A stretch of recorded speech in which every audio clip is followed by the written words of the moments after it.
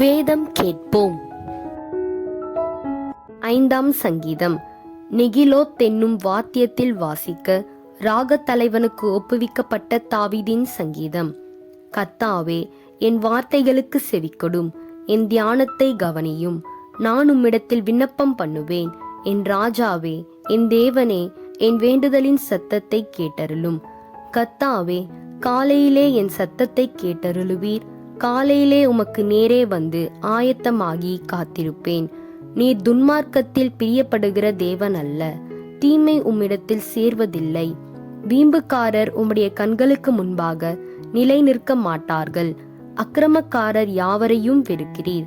பொய் பேசுகிறவர்களை அழிப்பீர். இரத்த பிரியனையும் சூதுள்ள மனுஷனையும் கர்த்தர் அருவருக்கிறார். நானோ உமது மிகுந்த கிருபையினாலே உமது ஆலயத்துக்குள் பிரவேசித்து உமது பரிசுத்த சந்நிதிக்கு நேரே பயபக்தியுடன் பணிந்து கொள்வேன். கர்த்தாவே, என் சத்துருக்களின் நிமித்தம் என்னை உம்முடைய நீதியிலே நடத்தி எனக்கு முன்பாக உம்முடைய வழியை செவ்வைப்படுத்தும். அவர்கள் வாயில் உண்மை இல்லை, அவர்கள் உள்ளம் கேடுபாடுள்ளது. அவர்கள் தொண்டை திறக்கப்பட்ட பிரேத குழி. தங்கள் நாவினால் இச்சகம் பேசுகிறார்கள். தேவனே, அவர்களை குற்றவாளிகளாக தீரும்.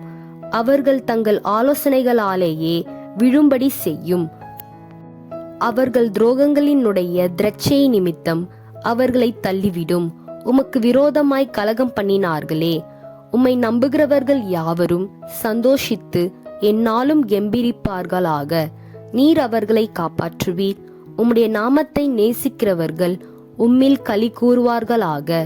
கர்த்தாவே, நீர் நீதிமானை ஆசீர்வதித்து காருண்யம் என்னும் கேடகத்தினால் அவனை சூழ்ந்து கொள்ளுவீர்.